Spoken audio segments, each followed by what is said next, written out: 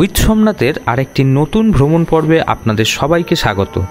1 জানুয়ারি 2024 এই বছরের প্রথম দিন আমরা পৌঁছে গিয়েছিলাম তারাপীঠ। জয় মা তারা। এই পর্বে আপনাদের দেখাবো 1 জানুয়ারি তারাপীঠ কেমন ছিল, সঙ্গে দেখাবো কলকাতা থেকে কিভাবে তারাপীঠ গিয়েছিলাম তার বিস্তারিত সবকিছু।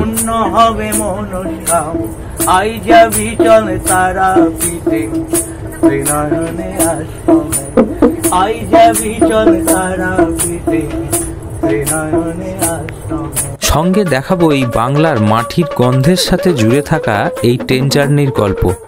দেখাবো কোন কোন পথের উপর দিয়ে আমরা তারাপীঠ পৌঁছালাম তার বিস্তারিত তথ্য।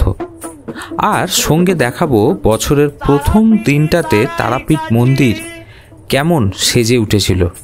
আর সঙ্গে থাকবে তারামার মন্দিরের সাথে আপনারা আর কি কি দেখবেন এই তারাপীঠ গিয়ে। থাকবে তারাপীঠ মহাশ্মশানের বর্তমান ছবি।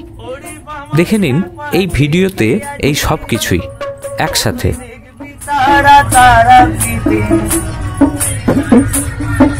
তুই দেখবি তারা তারাপীঠে ত্রিনয়নী আশ্রমে, আই যাবি চল তারাপীঠে ত্রিনয়নী আশ্রমে।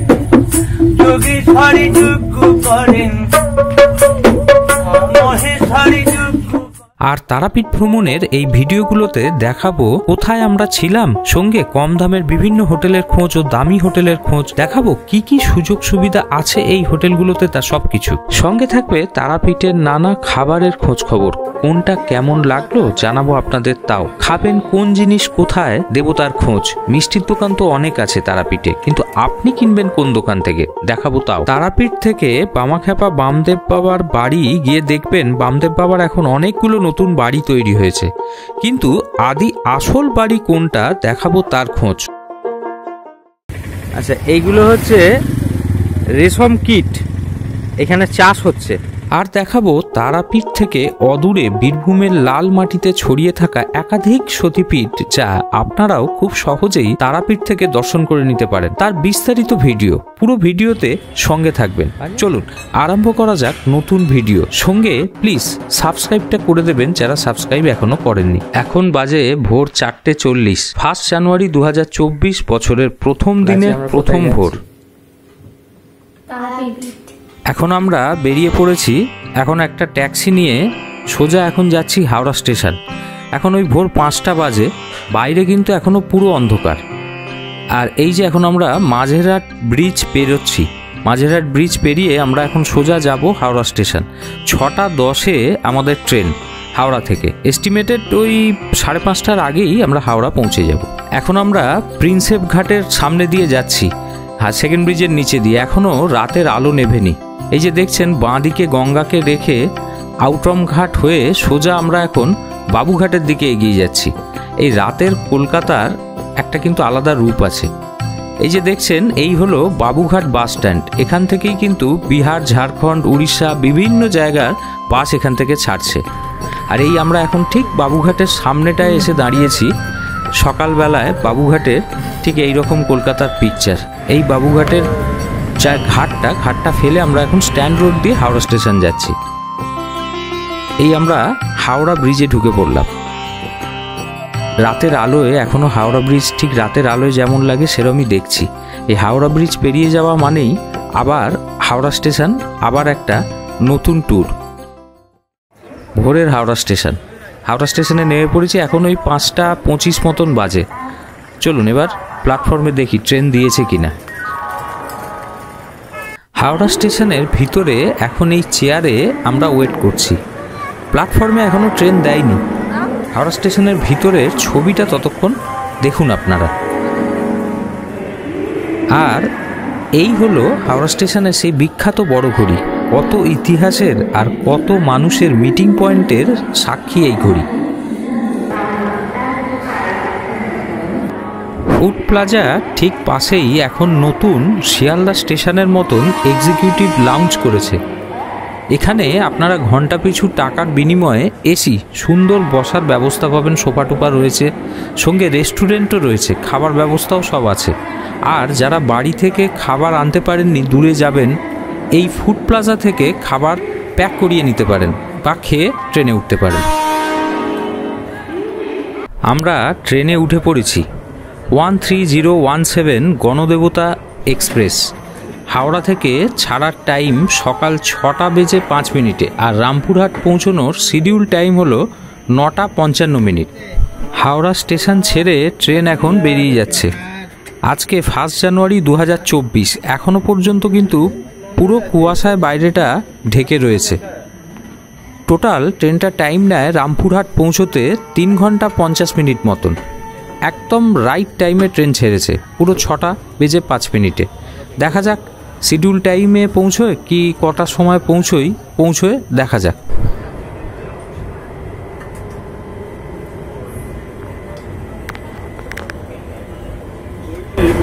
বলতো ট্রেন তো ছেড়ে দিল, কেমন লাগছে? গণদেবতা এক্সপ্রেসের এই এসি চেয়ার কারের ভাড়া হচ্ছে মাথা পিছু 365 টাকা করে। আর ট্রেন এখন দৌড়চ্ছে আর এখন আমরা নিয়ে নিয়েছি গরম গরম লেবু চা। বাইরে এখন কিন্তু পুরো কুয়াশায় ঢেকে রয়েছে, একটু দূরের জিনিসও দেখা যাচ্ছে না। আচ্ছা, এই সময় আমরা একটু ট্রেনের ভিতরটা দেখিয়ে দিই আপনাকে।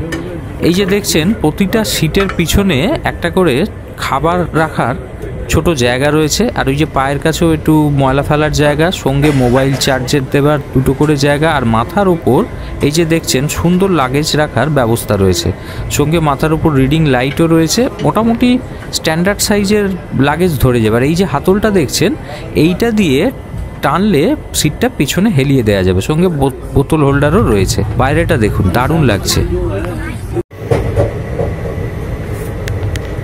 বাথরুম মোটামুটি এখনো অব্দি পরিষ্কারই আছে।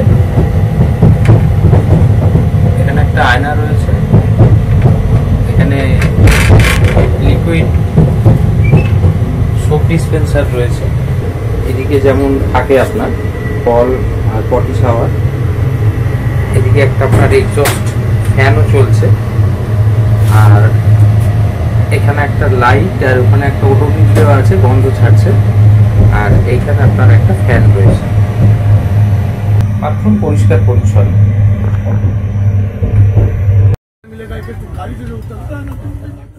সেথায় যুগের ফল পাবি রে তুই, পূর্ণ হবে মনস্কাম।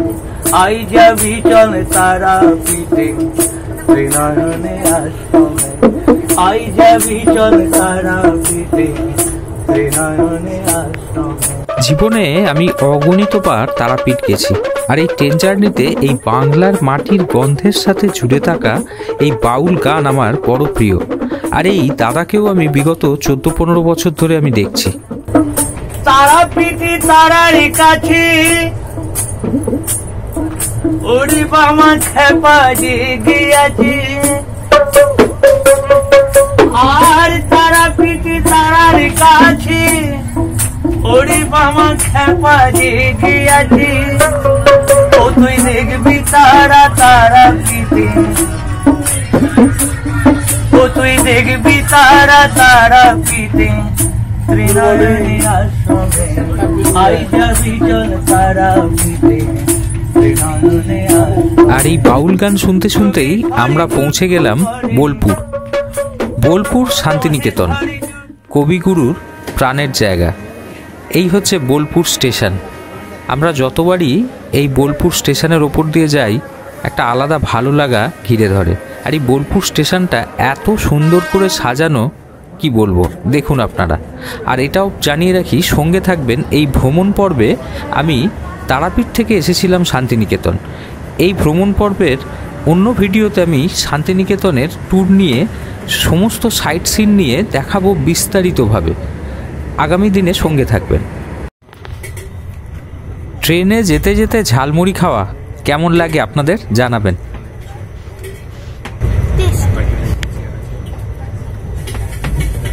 আমরা এখন এই প্রান্তিক স্টেশনে ঢুকছি। শান্তিনিকেতন বোলপুরের পরের স্টপেজটাই হলো এই প্রান্তিক। যারা বোলপুর শহরের ভিড়ে থাকতে চান না, তারা কিন্তু এই প্রান্তিকের কাছাকাছি প্রচুর থাকার জায়গা রয়েছে, এখানেই থাকেন। এই প্রান্তিক স্টেশন থেকেই এই গায়ক ভদ্রলোক উঠলেন বাউল গান করতে। একটু শুনে নিন আপনারা। ও তো লাগি আমারই মন, তাই পারি না কিছুই এখন, এদিক ওদিক ঘুরে তাকাই, বেলা যে ধীরে গড়ায়, সাধের এক তারায়, সুর বেঁধে দাও গুরু আমায়, সাধের এক তারায়। জরুরি দুটো তথ্য আপনাদের দিয়ে রাখি, এই ট্রেনে সেকেন্ড সিটিংয়ে ভাড়া হচ্ছে 100 টাকা করে, আর আপনারা হাওড়া থেকে এসে নামবেন কিন্তু রামপুরহাট জাংশনে। আরে ভাবে না জাগে হৃদয় মাঝে, আশা নন্দন ভেবে বলে এমন বাঁধো ওই এক তারে, বারে বারে ওই সুরেতে প্রাণ মাতে, গুরু আমায় সুর বেঁধে দাও সাধের এক তারায়।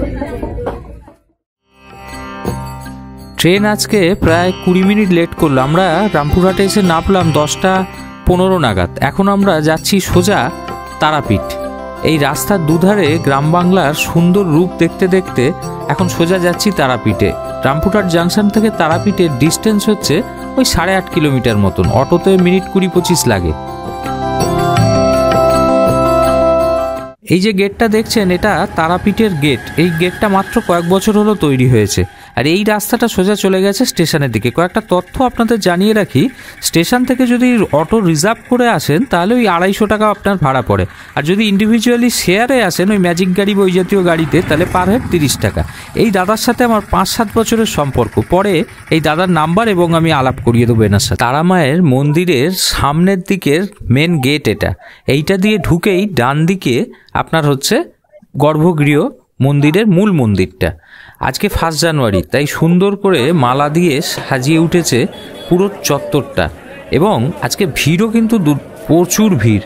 আমি জাস্ট হোটেলে ব্যাগটা রেখে এই মন্দিরের সামনে থেকে একবার ঘুরে গেলাম, পরে মন্দিরে আসব। আর এই হচ্ছে আমাদের হোটেল, ঠিক মন্দিরের সামনের গেটের উল্টো দিকে ঢুকেই। বিস্তারিত সব দেখাবো এই হোটেল কেমন এবং আরও অনেক কিছু, সবই আগামী পর্বে। এই যে আগামী পর্বে কি কি দেখাবো তার কিছু ঝলক দেখে নিন। মন্দিরের ভেতর 1 জানুয়ারি কেমন ছিল সেই পরিবেশ, এবং কেমন সেজে উঠেছিল, কীরকম ভিড় ছিল, এবং কীভাবেই বা আমরা পুজো দিলাম, কোন খান থেকে পুজো দিলাম, কোন খান থেকে আপনি ন্যায্য দামে সঠিক পুজো দিতে পারবেন, তার সব কিছু। কীরকম পাওয়া যায় হিসেবে? আপনি ডালা 31 টাকা থেকে পাবেন। এই কোয়ালিটির পেয়ারা দেখুন, তারাপীঠে তো অনেক দামে আছে, একটা চিনি কম একটা চিনি বেশি। সঙ্গে দেখাবো ওখানকার স্পেশাল কি কি খাবার খাবেন, কোথায় খাবেন, থাকবে সঙ্গে কোন রেস্টুরেন্টে সব ধরনের খাবার ভালো পাবেন তার খোঁজ দেখাবো। বিভিন্ন মানের ও দামের নানা হোটেলের খোঁজ খবর। অনেক মিষ্টির দোকান পাবেন, কিন্তু সেরা মিষ্টিটা কোথা থেকে কিনবেন থাকবে তার খোঁজও। দেখাবো তারাপীঠ মন্দির সংলগ্ন মহাশ্মশানের বিস্তারিত রূপ। আমার মেয়েকে দেখুন। সঙ্গে দেখাবো বিখ্যাত বামদেব বাবার বামাখ্যাপার আসল বাড়ি। অনেক বাড়ির মাঝখানে কিভাবে খুঁজে নেবেন আদি বাড়ি দেখাবো তাও। সঙ্গে থাকবে বীরভূমের অন্যান্য কোন কোন সতীপীঠ, তারাপীঠ থেকে কিভাবে সহজেই ঘুরে নেবেন থাকবে তার খোঁজখবর। এই ভিডিওতে দেখে নেবেন আমাদের বাংলার সবচেয়ে বেশি সতীপীঠ সমৃদ্ধ বীরভূমের নানা সতীপীঠের মন্দির, সঙ্গে দেখবেন সেই সব মন্দিরের রূপ ও বৈচিত্র্য। এতক্ষণ ভিডিওটা দেখে যদি ভালো লাগে প্লিজ সাবস্ক্রাইব করতে ভুলবেন না, তাহলে অনেক উৎসাহ পাবো ও আপনাদের জন্য নতুন নতুন আরও ভিডিও নিয়ে আসতে পারবো। লাইক ও শেয়ার অবশ্যই করবেন। ভালো থাকবেন, দেখা হচ্ছে আগামী পর্বে আরও অনেক কিছু নিয়ে।